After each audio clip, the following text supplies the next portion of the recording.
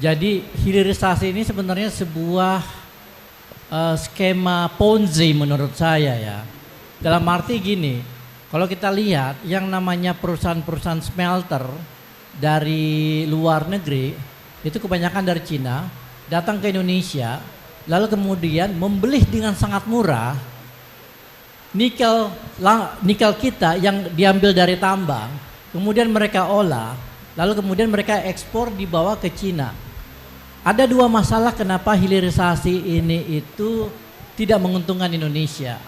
Pertama adalah bahwa kalau kita lihat hilirisasi nikel yang sudah berlangsung selama 2 tahun itu hanya menghasilkan pekerjaan sebanyak 77.000 seluruh proyek hilirisasi.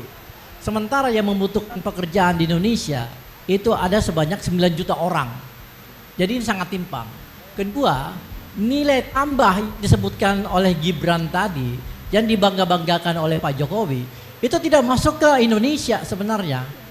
Nilai tambahnya ke perusahaan Cina yang kemudian mereka dijual keluar, yang kemudian kita hitung sebagai ekspor kita, tapi duitnya itu masuk ke perusahaan Cina.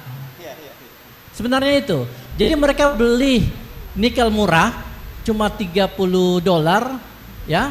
Lalu mereka olah, mereka jual ke luar negeri $90. Nah, $60 itu masuk ke perusahaan Cina. Yang kemudian mereka bawa.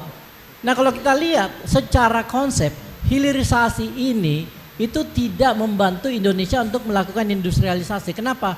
Karena hilirnya itu bukan di Indonesia, hilirnya itu di Beijing.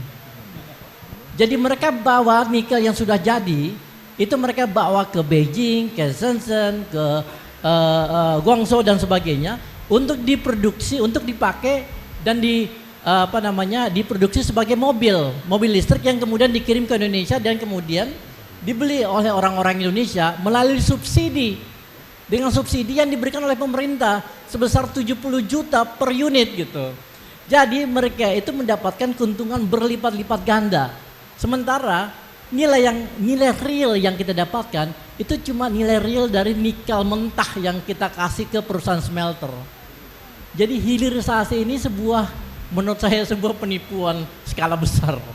Yang kemudian dijadikan kebijakan nasional dan dijual sebagai alat propaganda politik Pak Jokowi. Oke, kalau tadi dia bolak-balik nyinggung hilirisasi digital itu apa maksudnya? Di dunia ini yang namanya hilirisasi digital itu tidak ada.